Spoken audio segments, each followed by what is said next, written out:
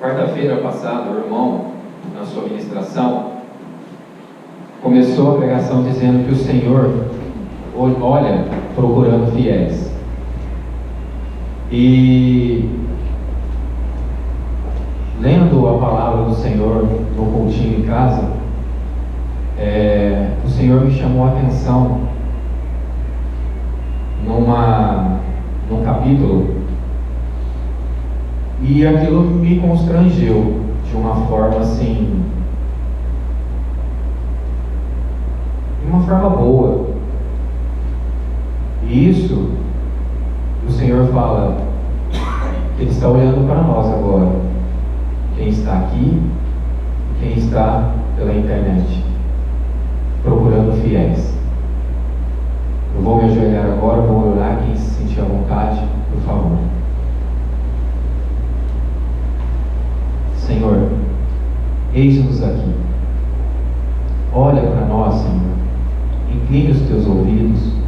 Atenta o teu olhar a nós. Vê em nós, Senhor, aquilo que nós não vemos.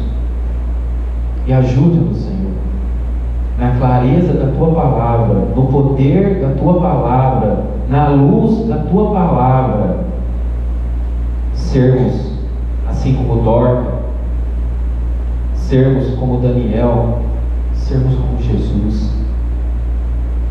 Pai, ajude-nos, Senhor, neste momento. Eu preciso de Cristo neste momento, não só na minha vida para falar, mas na vida dos meus irmãos, para que eu possa ouvir. Pai, coloca um guarda na minha boca. Põe os seus anjos ao redor de cada um de nós, para impedir que o inimigo venha roubar a tua palavra, venha ofuscar a tua luz. Pai, usa-nos, Senhor, usa-me neste momento, para que a tua palavra venha com ousadia, com alegria, e que o Senhor olhe em nós uma intenção de mudança, de determinação, em nome de Jesus. Amém. O tema da ministração hoje é o poder do olhar. Vamos abrir as nossas Bíblias em 2 Reis, capítulo 8. 2 Reis, capítulo 8. Enquanto os irmãos vão abrindo, eu vou resumir um pouquinho para a gente chegar no ponto, tá? Aqui, a partir do versículo 7, fala: Hazael mata Ben-Hadad. Ben-Hadad, ele era rei, e ele estava doente. 2 Reis, capítulo 8. E nisso, ele fica sabendo que Eliseu foi a Damasco. E quando ele fica sabendo, ele fala para o seu fiel escudeiro, vamos assim dizer, aquela pessoa que ele confiava: vá, leve uns presentes para o homem de Deus e pergunte a ele: será que eu vou sarar dessa doença? Eu vou viver? E aí ele vai com toda uma comitiva de presentes até Eliseu, e Eliseu avisa ele: fala para o teu rei que ele certamente morrerá. E agora nós vamos para o versículo 11, a palavra que nós estávamos fazendo culto em casa, e o Senhor me chamou a atenção, que diz assim, 2 Reis 8:11: e afirmou a sua vista, Eliseu afirmou as suas vistas, e olhou nos olhos dele, quem? De Hazael, até se envergonhar, e chorou o homem de Deus. Então ali, Eliseu ele olha dentro do olho de Hazael, de uma forma tão fixa, tão poderosa, que aquele homem se envergonhou. Só que Deus naquele momento estava revelando tudo que aquele homem ia fazer com Israel. E ele chorou com o olhar. Quantas vezes, irmãos, a gente vai em algum lugar, ou as pessoas chegam até a gente, e no olhar você sabe que aquela pessoa ela está alegre, ela está triste, ela está aflita, ela está angustiada, está doente. Quantos de nós já vimos isso? Ou presenciamos isso? Mas isso é um olhar carnal. Mas que Eliseu viu foi o espiritual, foi lá dentro, do mais íntimo daquele homem.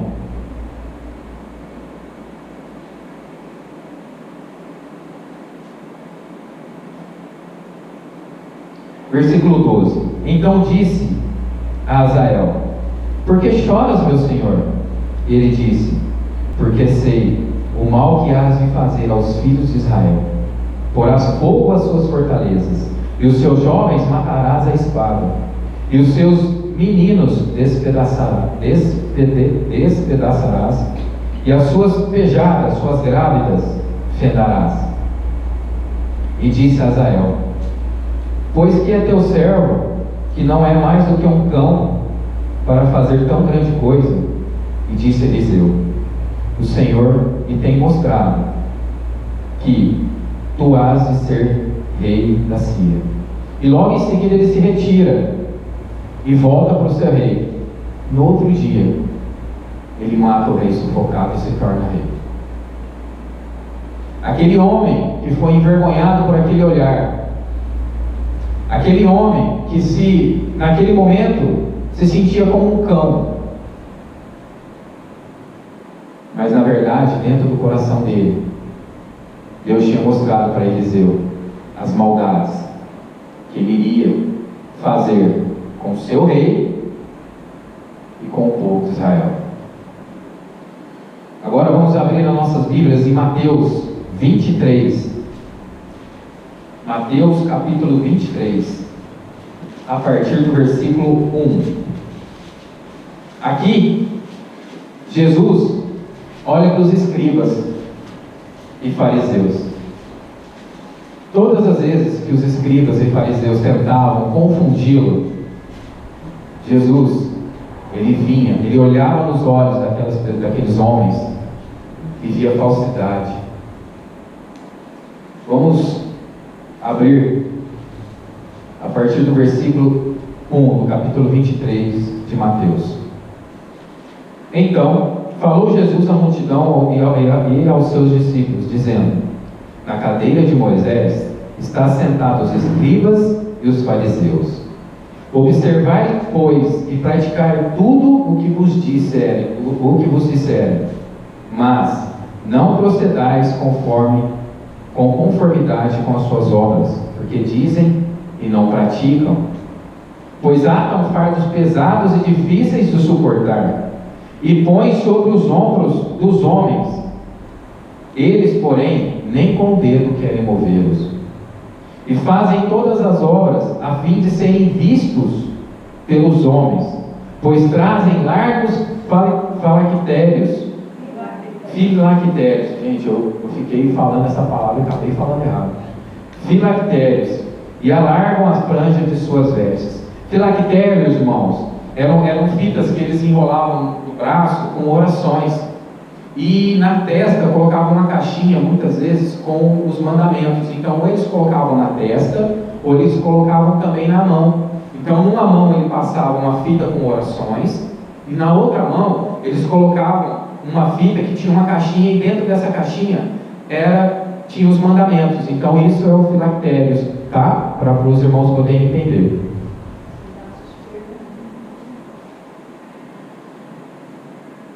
Jesus, ele olha para os escribas e fariseus e vê tanta hipocrisia.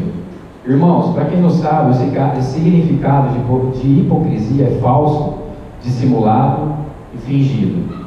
Então, Jesus olhava para eles e dizia o quê? Seus falsos, seus hipócritas, seus fingidos, falam, mas não fazem, só com o olhar, porque Cristo tinha discernimento no seu olhar. Agora vamos para Lucas, capítulo 22, versículo 61. Lucas, capítulo 22, versículo 61.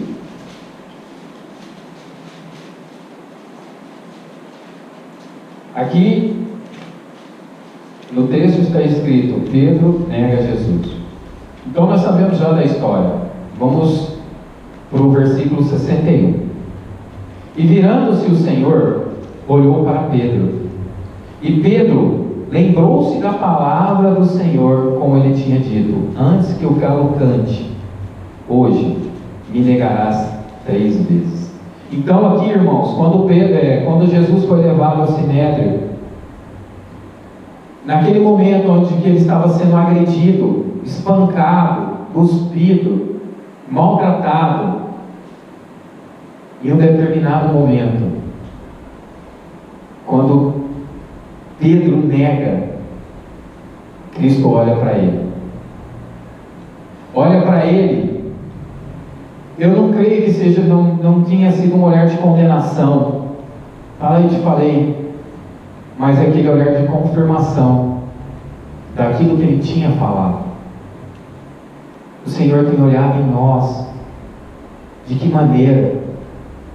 Como está vendo você no teu oculto, no teu secreto? Ou muitos podem ser abertamente.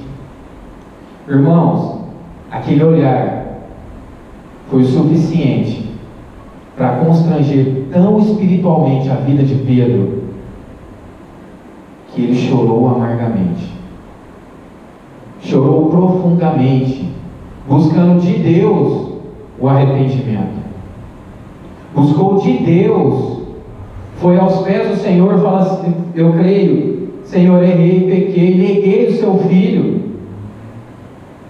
Só com aquele olhar. E eu creio, irmãos, que aquele olhar ficou gravado tão fixamente na mente de Pedro, para que ele não pudesse mais negar ao Senhor. Mudou as estruturas de um homem. O olhar de Cristo tem mudado a nossa estrutura, tem transformado as nossas vidas. Como o Senhor tem olhado as nossas ações, as nossas atitudes, tem se agradado, como foi com Dorcas?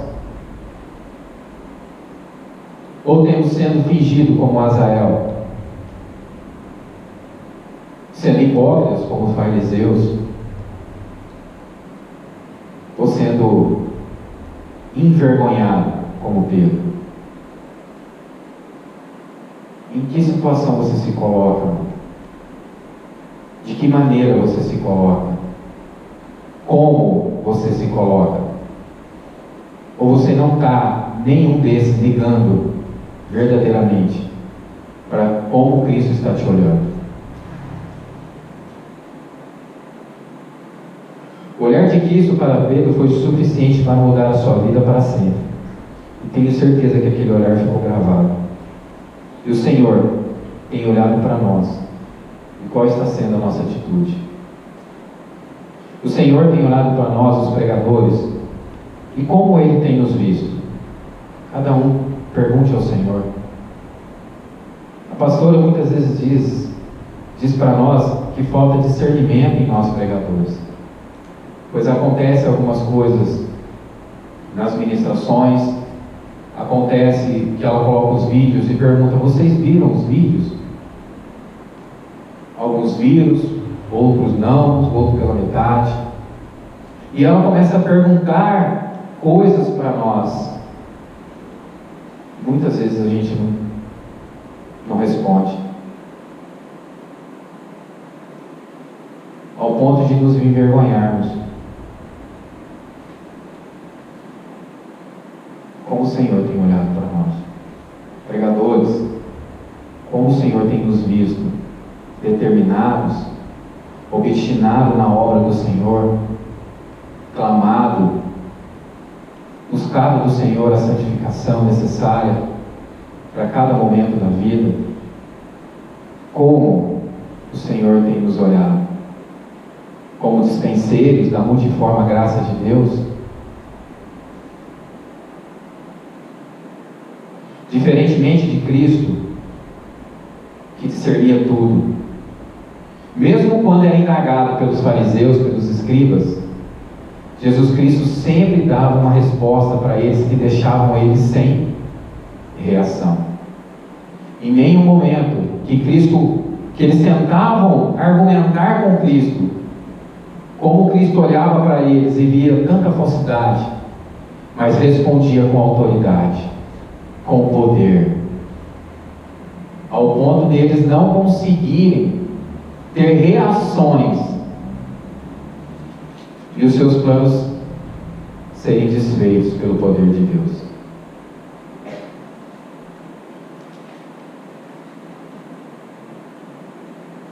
Vamos abrir as nossas Bíblias agora em Atos 13, a partir do versículo 6.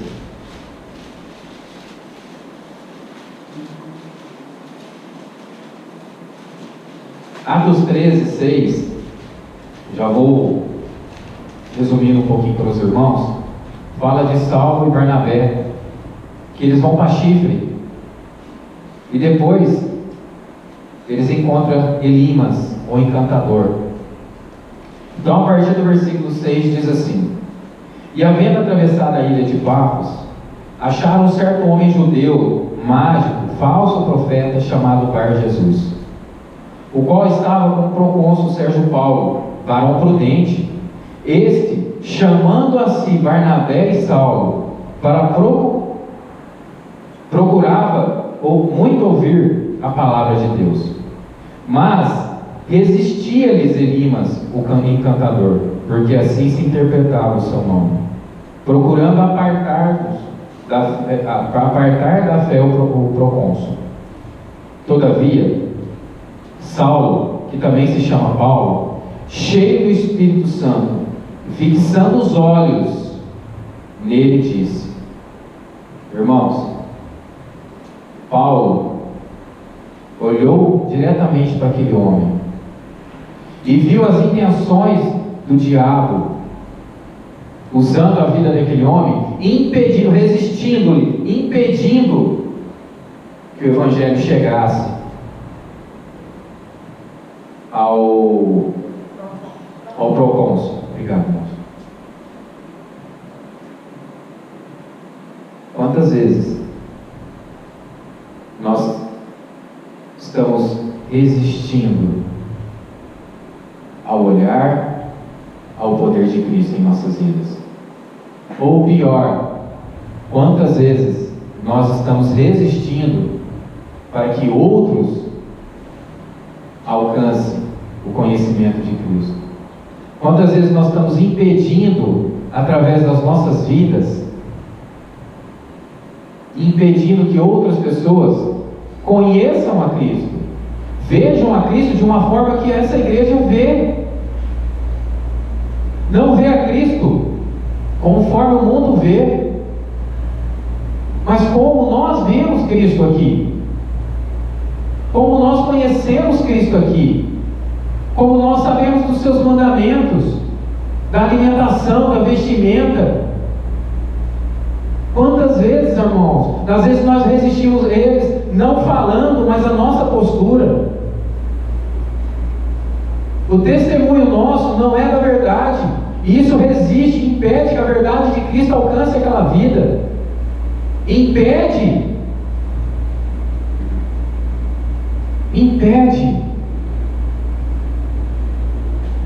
Elimas estava impedindo que a verdade chegasse ao procônsul, que o Espírito de Cristo tocasse o coração dele.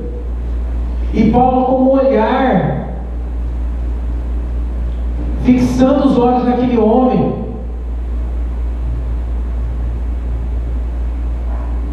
foi suficiente para enxergar a maldade no coração daquele homem. Assim como Eliseu, assim como Cristo, Paulo também foi assim.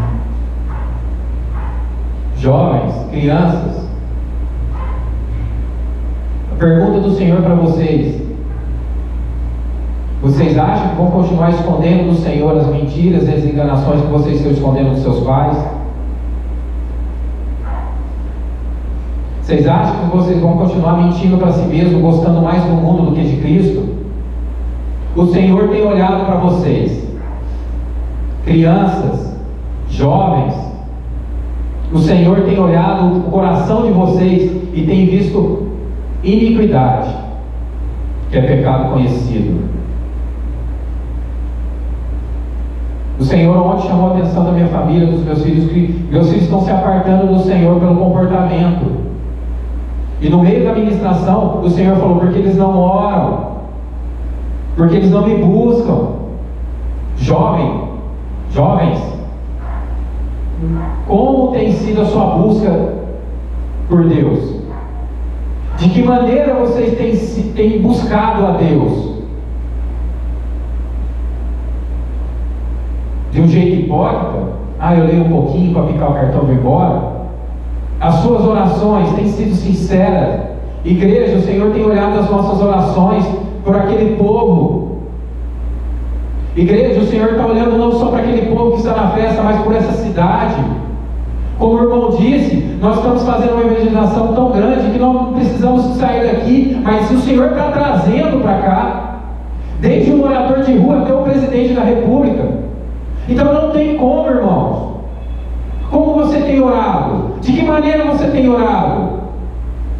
Irmãos, confesso para os irmãos que muitas vezes oravam: Senhor, caia fogo do céu. E eu, conversando com a minha esposa depois de cada oração, eu falei para ela: amor, eu não sei como você está, mas eu tenho orado com compaixão, olhado para o mendigo da mesma forma que eu olho para o presidente, orando, irmãos, com a firmeza que aquilo vai acontecer, com determinação, com compaixão. Porque tem muitos que vêm aqui, irmãos, para trabalhar e são enganados. São enganados pelas pessoas. Mulheres vêm de outros lugares para se prostituírem. Mas o Senhor ama elas, por isso que trouxe aqui cada traficante, cada usuário de droga, cada bêbado, cada organizador, cada patrocinador. O Senhor trouxe aqui. E Ele tem olhado nós como? De que maneira? Com amor, com alegria, com felicidade de fazer parte de uma obra tão especial, ou com peso, com ingratidão? De que maneira? O Senhor chamou a atenção ontem dos meus filhos, falou: vocês não estão fazendo parte dessa evangelização. Não querem. Falei: não vai fazer isso. De que maneira, jovens, vocês estão orando com a cabeça lá, querendo estar lá, orando para que a mão de Deus chegue lá, alcance lá? De que maneira? Como? Pergunte ao Senhor.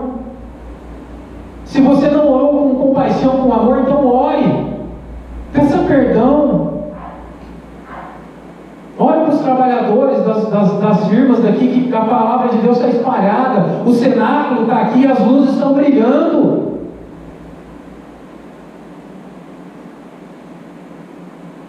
O que estamos fazendo? Dormindo na janela? Ou atentos, vigilantes? O Senhor tem olhado para nós, irmãos, tem derramado poder, tem derramado força. Mais uma coisa, irmãos, quando você pede, o Senhor já derramou. Mas muitas vezes a gente fica assim, será? A fé é como a onda do mar, vai e volta. Está derramando? Eu vou me banhar. O Senhor quer olhar isso na gente, para termos o discernimento de Eliseu, dos discípulos de Cristo, olhando para aquela pessoa que chegar com segundas intenções na tua vida, e você olhar no olho dela e ser o suficiente para levar a palavra para constrangê-la. De que maneira? Se apodere desse poder, seja cheio da plenitude, da glória do Senhor, mas você tem que ir ao encontro.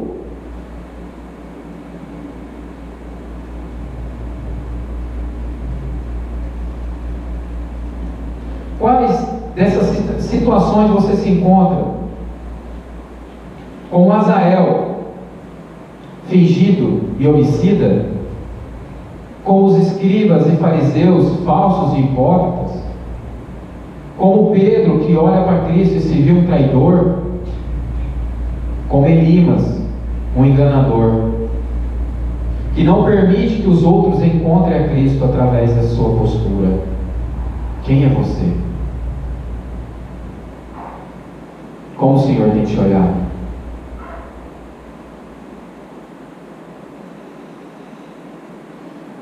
Desses todos, somente Pedro procurou o Senhor e chorou com lágrimas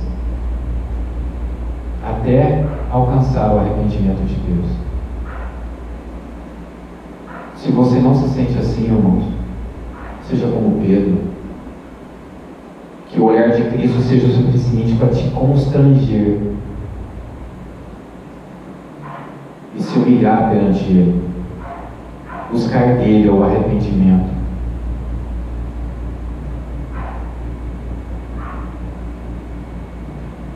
Olhe para Cristo, não olhe para as circunstâncias. Deixe o olhar dele penetrar na mais profunda obscuridade do teu ser, a mais profunda, a parte mais oculta do teu ser. Deixa ele entrar, deixa ele olhar, para te envergonhar, para te constranger, mas para te salvar.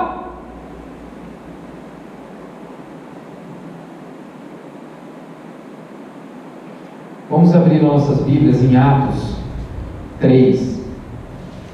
Atos 3, irmãos, é a cura de um coxo. Depois de todo esse processo que Pedro passou, depois de tudo isso, ele recebeu o poder. E numa ministração dele, irmãos, 3.000 almas. Deixa eu confirmar para não...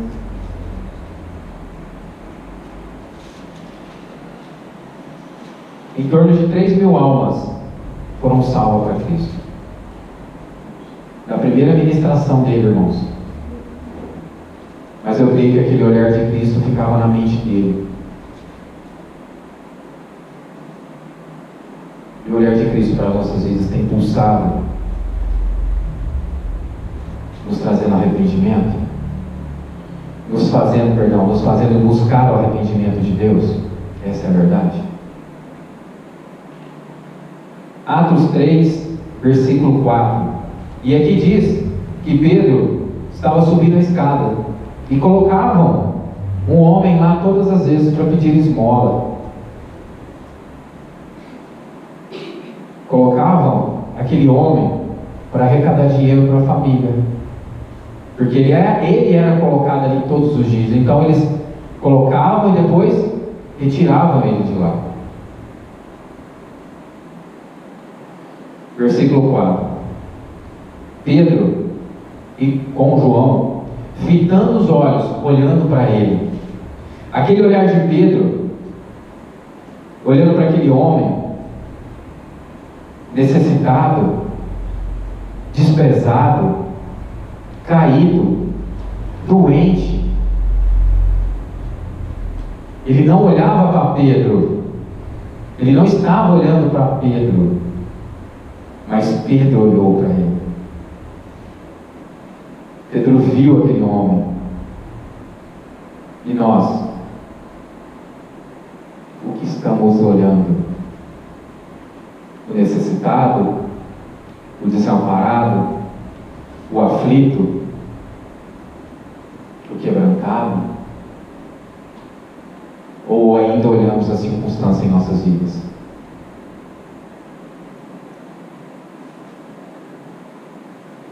Disse: olhem para nós. Versículo 5. E olhou para eles, esperando receber o que, irmãos? Alguma coisa. Estava tão desiludido que ficava ali, dava quem queria, esperando dinheiro, esperando um pão, uma roupa. Ele esperava tudo, irmãos, menos a cura. E as pessoas davam aquilo que eles tinham: roupas, alimentos, vestimentas. Mas Pedro deu a ele o que ele tinha mais precioso. Vamos ler no versículo 6. E disse Pedro: não tenho prata, nem ouro, mas o que tenho, isso te dou. Em nome do Senhor Jesus, o Nazareno, levante e anda. Irmãos, que poder é esse? Está disponível para cada um de nós. Como eu disse, está derramando, está sendo derramado. Estamos nos banhando com esse poder. Irmãos, nós temos que ser o quinto evangelho. Irmãos, as pessoas olham para nós. As pessoas têm olhado para nós, por isso que eu falo crianças, jovens. As pessoas têm olhado em nós. As pessoas têm olhado em vocês. Na escola, na faculdade, na pracinha brincando, no supermercado. Aonde vocês forem, onde nós formos, as pessoas olham para nós. As pessoas hoje em dia, irmãos, perderam a referência, porque se apostataram de Deus e ficam procurando, irmãos. Mas quando ela olha para você e fala assim: não, eu vou conversar com aquela pessoa, vou conversar com aquela jovem, com aquele menino, com aquele pai, com aquela mãe, que eu sei que eu vou receber uma resposta de Deus. Quantas pessoas têm chegado até você buscando a Deus? O seu testemunho, as pessoas têm olhado, as pessoas têm visto como estão as nossas atitudes com as pessoas, como as pessoas têm olhado para nós.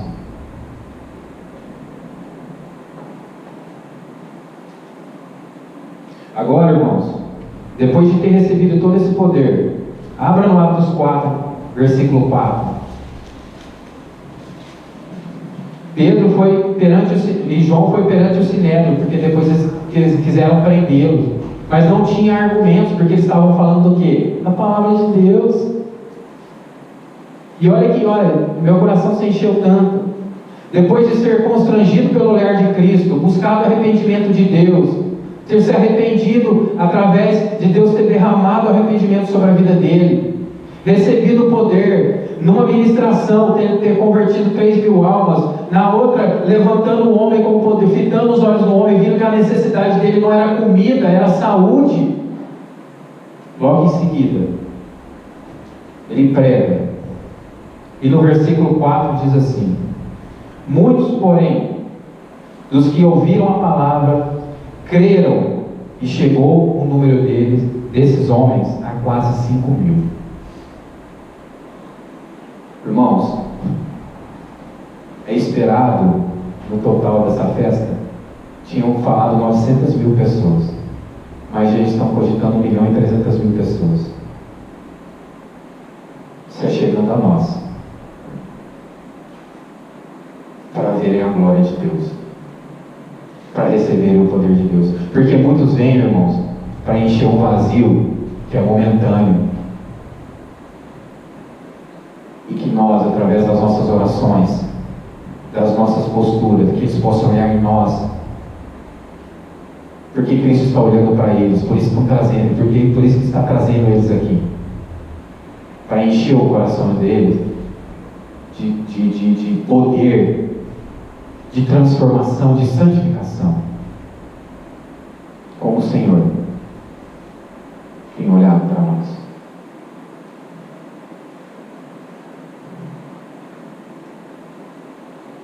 Engane-se aquele que pensa não haver no mundo uma expectativa de encontrar um cristão referência, de modelo a ser seguido e imitado, as pessoas olhando ele querendo ser imitadores.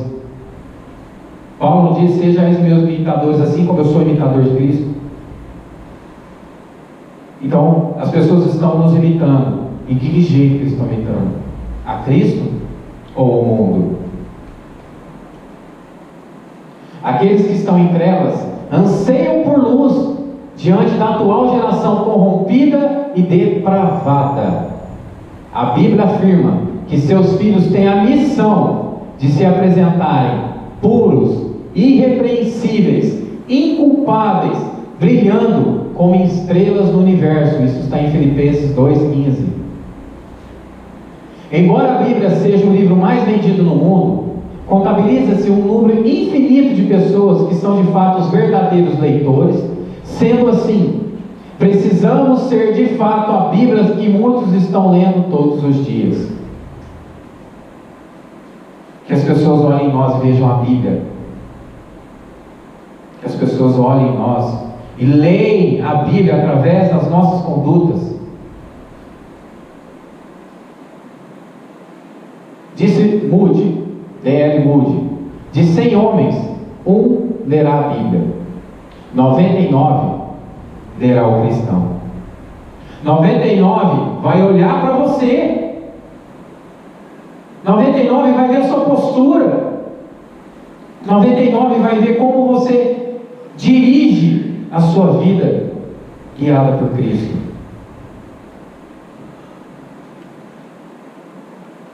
Não é por acaso que somos considerados por Deus cartas vivas, conhecidas e lidas por todos os homens.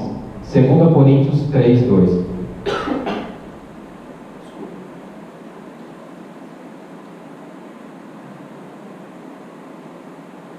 Perdão, irmãos. Nós somos a Bíblia que muitos não leram. A palavra de Deus está sendo exposta. E o Senhor quer ver em nós a Bíblia que muitos não leram. Que nós possamos entender do Senhor e buscar do Senhor. Termos o poder do olhar para discernir as mentiras, os enganos do diabo, as falsidades, e termos força e darmos a resposta que Deus quer, não que a nossa carne quer, para que possamos ter discernimento como Eliseu, como Paulo, como Pedro, principalmente como Jesus Cristo. O louvor que nós vamos cantar agora, a igreja não precisará de se levantar, nós vamos ficar assentados, tá? E esse louvor diz assim, em seu olhar: irmãos, se você se sente um traidor, olha o que Jesus disse nesse louvor: encontrei nova vida em Jesus, em seu olhar enxerguei o seu amor, vi em seu rosto luz, quando a mim se revelou. E mesmo assim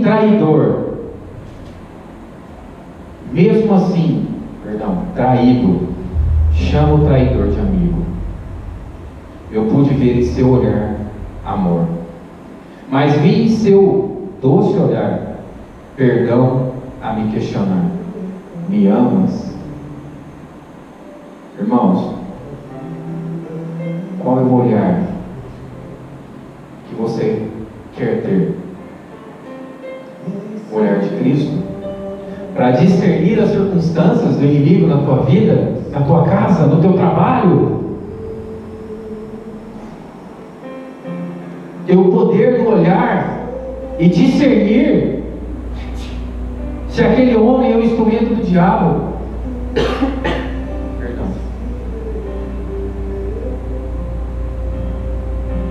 Busque esse olhar de Deus. Fala: Senhor, como o Senhor está me olhando agora? Enquanto tiver esse louvor, ore: Senhor, que o teu olhar me encha com o teu amor, e que se eu até hoje eu não orei por aquelas vidas com esse amor, eu possa fazer isso agora. E uma vida